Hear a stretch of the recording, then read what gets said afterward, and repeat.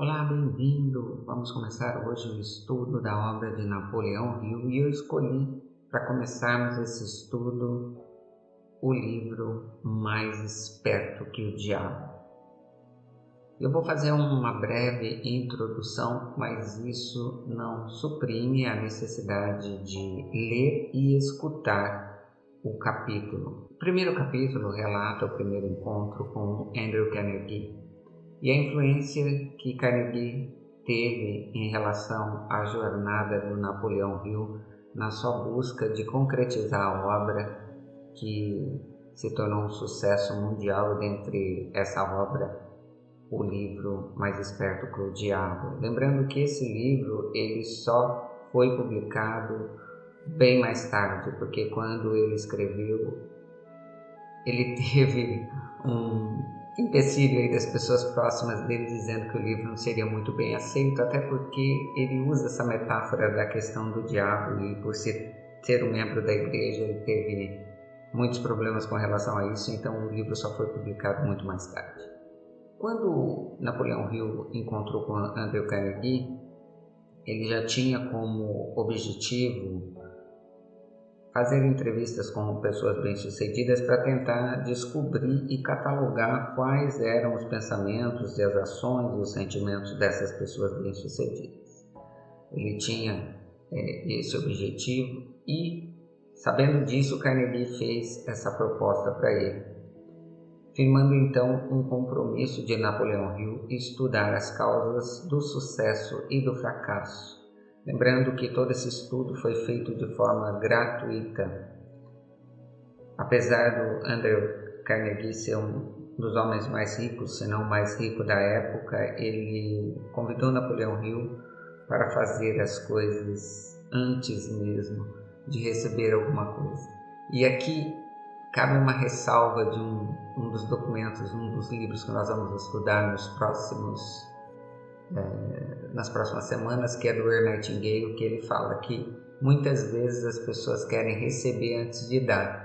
Eu acho que era esse o grande ensinamento que o Andrew Carnegie colocou aqui, né? O Earl Nightingale usa o exemplo de uma fogueira. É a mesma coisa de uma fogueira, não, de uma lareira. É a mesma coisa você olhar para a lareira, sem madeira nenhuma, olhar para ela e falar: pegue fogo, que amanhã eu te trago madeira. E é assim que normalmente as pessoas agem. Pegue fogo, depois eu te trago a mangueira. Não, a madeira, né? Não, na verdade, o Andrew Carnegie queria que ele colocasse, né, a madeira, que ele fosse buscar a madeira, cortar a madeira, colocasse a madeira para que depois ele tivesse aí o resultado do trabalho dele. E isso acontece na nossa vida também. Na ideia inicial da carreira, dos planos do Napoleão Hill de entrevistar as pessoas bem-sucedidas e entender o sucesso, estava ligado aquilo que ele achava que ia trazer a verba para que ele estudasse o direito, que era a ideia dele. O Andrew Carnegie deu um conselho para ele, sugeriu que Napoleão Hill criasse essa filosofia do sucesso a partir das suas pesquisas, né? Que foi o convite que ele fez. E uma das partes que é ressaltada nesse primeiro capítulo é o conceito do fracasso, que na verdade muitas vezes o fracasso ele é que vai nos ensinar muito mais sobre o caminho do sucesso. E aqui o Thomas Edison dizia que muitas vezes falavam para eles: nossa, mas você fracassou 999 vezes na criação da lâmpada. Ele dizia: não, eu descobri 999 vezes como não fazer a lâmpada. E aqui cabe para a gente que muitas vezes nós desistimos de coisas, de sonhos, com 2, 3 tentativas, acreditando que aquilo está muito difícil e que não é para nós. E, na verdade, quando alguma coisa não acontece daquela forma, é um sinal de que aquela forma serviu de aprendizado, que nós podemos sair de um outro ponto de partida a partir daquela experiência.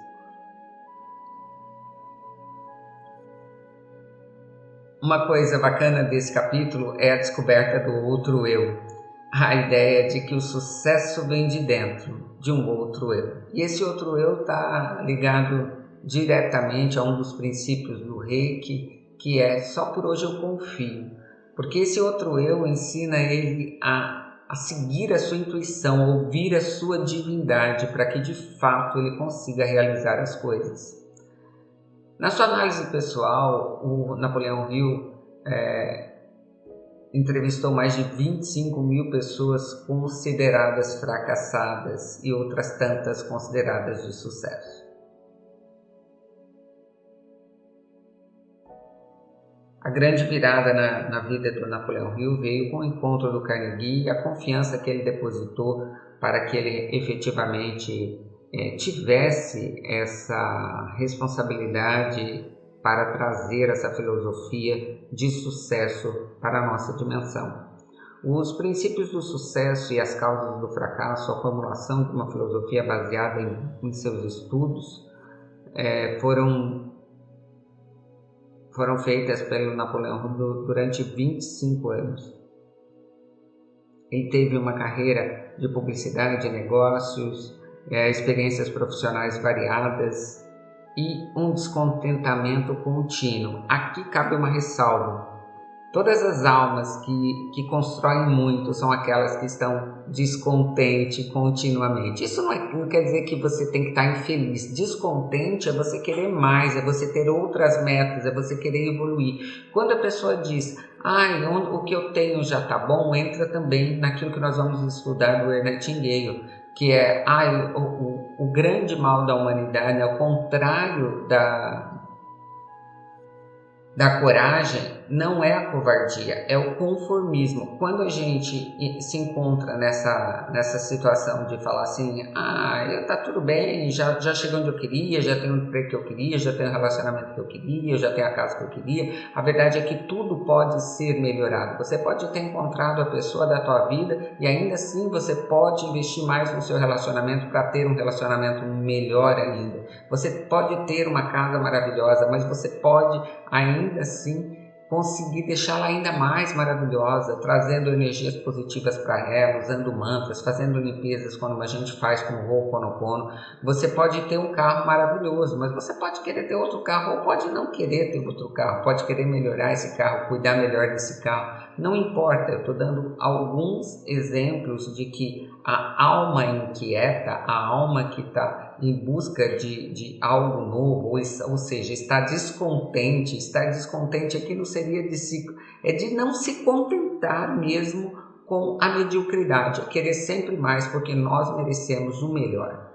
A busca pela felicidade, ela entra aqui não como uma necessidade de acontecer algo para ser feliz. Eu tenho que escolher ser feliz agora, aqui e agora. Esse é um dos segredos para que a gente possa criar efetivamente algo maior, né? O descontentamento não pode estar ligado à minha infelicidade. Eu posso estar descontente, isso me impulsiona para buscar novas coisas, mas eu tenho que me sentir feliz agora. Os desafios internos de Napoleão Hill e encontrar a satisfação. Ou seja, Napoleão Hill trouxe essa obra maravilhosa porque ele era uma alma descontente, ele não se contentava com aquilo que era pregado para ele como, não, tá bom, isso daí tá bom.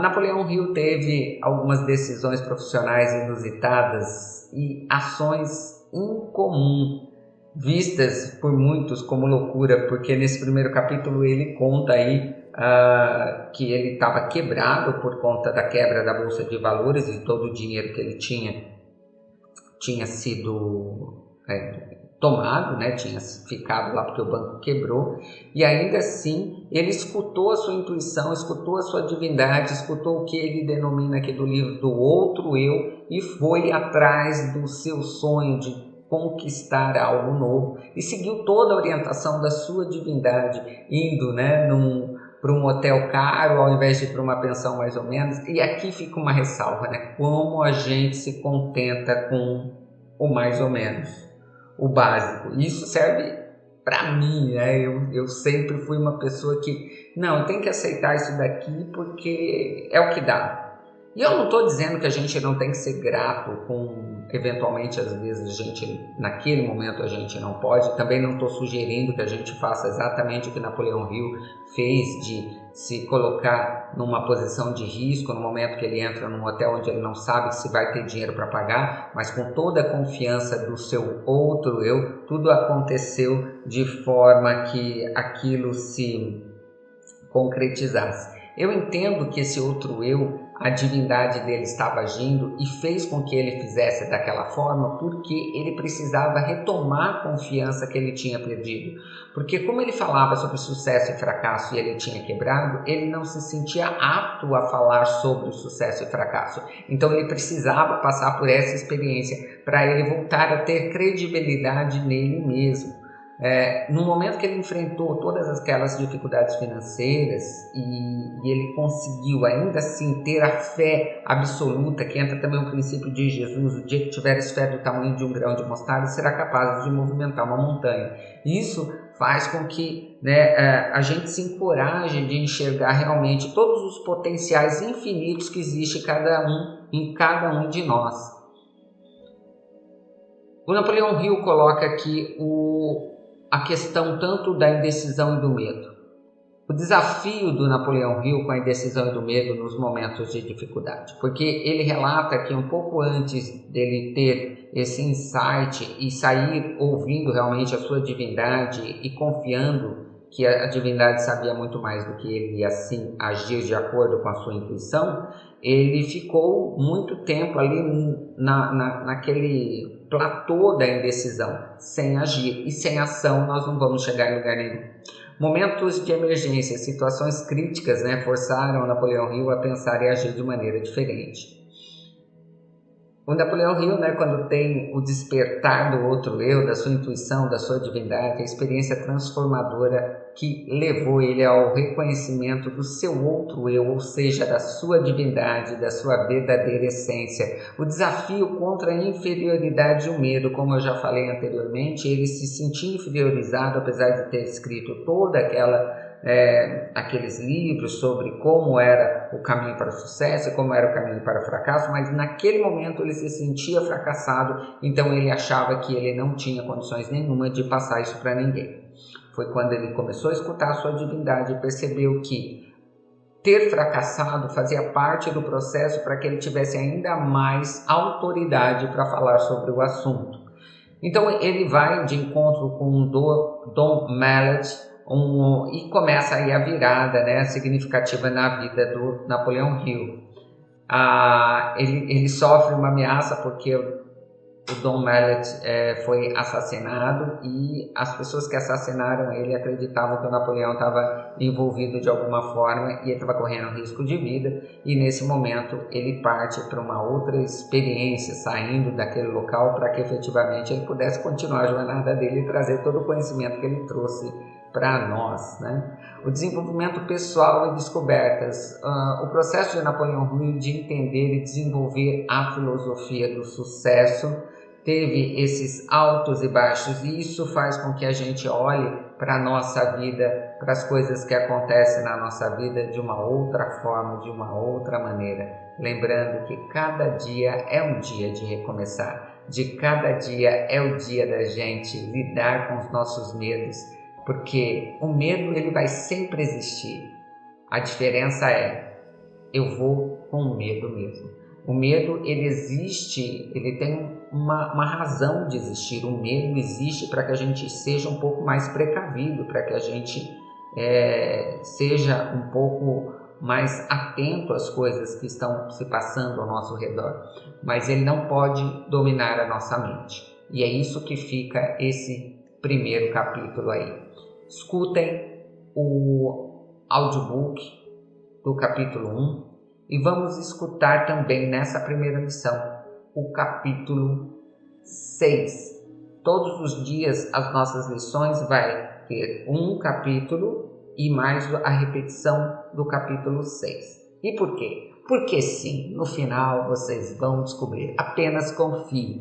Faça assim como Napoleão Hill, que confiou na sua divindade. Confie no processo, estamos juntos e vamos embora construir uma nova história de sucesso financeiro para mim, para você e para o planeta Terra. Um beijo no seu coração e até o próximo.